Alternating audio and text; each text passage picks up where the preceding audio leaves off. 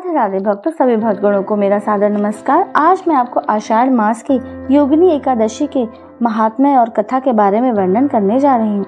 एक समय की बात है, युधिष्ठिर ने श्री कृष्ण से पूछा, वासुदेव, आषाढ़ के कृष्ण पक्ष में जो एकादशी होती है उसका क्या नाम है? कृपया उसका वर्णन कीजिए। भगवान श्री कृष्ण बोले, हे नृपश्रेष्ठ, आषाढ़ के कृष्ण पक्ष की एकादशी का नाम योगिनी है। यह बड़े बड़े पातकों का नाश करने वाली है। संसार सागर में डूबे हुए प्राणियों के लिए यह सनातन नौका के समान है। तीनों लोकों में यह सारभूत व्रत है। आइए आपको मैं इसका महात्म्य का वर्णन करता हूँ। अलकापुरी में राजा धीराज कुबेर रहते हैं। वे सदा भगवान शिव की भक्ति में तत्पर रहने वाले हैं। उनके हेममाली नाम वाला एक यक्ष सेवक था जो पूजा के लिए फूल लाया करता था। हेममाली की पत्नी बड़ी सुंदरी थी। उसका नाम विशालाक्षी था। वह यक्ष काम पाश में आबद्ध होकर सदा अपनी पत्नी में आसक्त रहता था। एक दिन की बात है, हेममाली मानसरोवर से फूल लाकर अपने घर में ही ठहर गया और पत्नी के प्रेम का रसास्वादन करने लगा। अतः कुबेर के भवन में न जा सका। इधर कुबेर मंदिर में बैठकर शिव का पूजन कर रहे थे। उन्होंने दोपहर तक फूल आने की प्रतीक्षा की। जब पूजा का समय व्यतीत हो गया तो यक्षराज ने कुपित होकर सेवकों से पूछा, यक्षों, दुरात्मा हेममाली क्यों नहीं आ रहा है?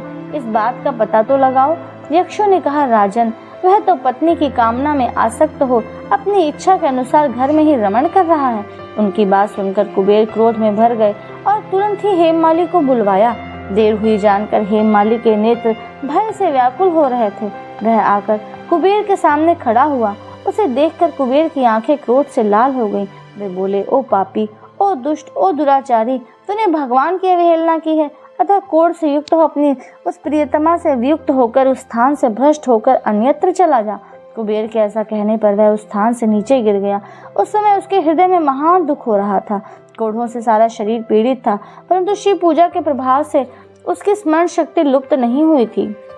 पातक से दबा होने पर भी वह पूर्व क्रम को याद रखता था।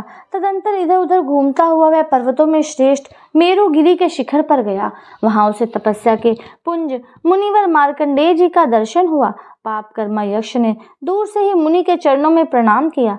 मुनिवर मार्कंडेय ने उसे भय से कांपते देख परोपकार की इच्छा से निकट बुलाकर कहा, तुझे कोढ़ के रोग ने कैसे दबा लिया?